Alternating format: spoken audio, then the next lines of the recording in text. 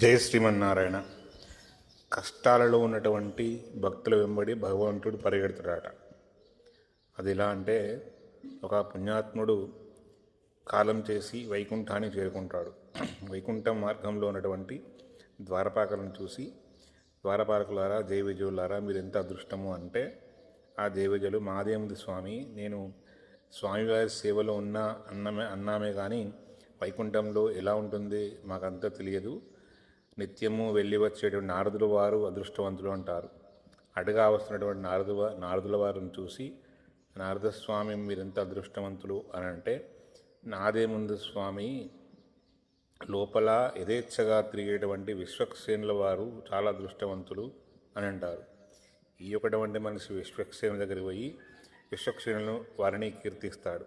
అప్పుడు ఆ విశ్వక్సేనుడు, నాదేముందు స్వామి, ఆ యొక్కటువంటి స్వామివారి వాహనమైనటువంటి గరుత్మంతుల వారిది పుణ్యఫలితము అని అంటాడు. గరుత్మంతుల వారిని కూడా కీర్తించాడుగా, నాది ఏముంది స్వామి, స్వామివారి నిత్యము పాదాలను, ఆ దివ్య చరణాలను సేవ చేసుకునే భాగ్యము లక్ష్మీ అమ్మవారికి ఉంటుంది. అమ్మవారు చాలా అదృష్టవంతురాలు అంటారు.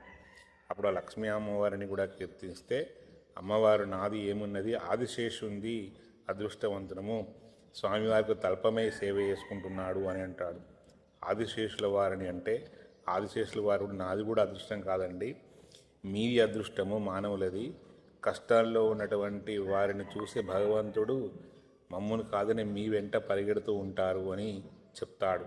దీనివల్ల మనం శ్రీవారి యొక్కటువంటి లీల తెలుసుకోవడం చాలా కష్టం.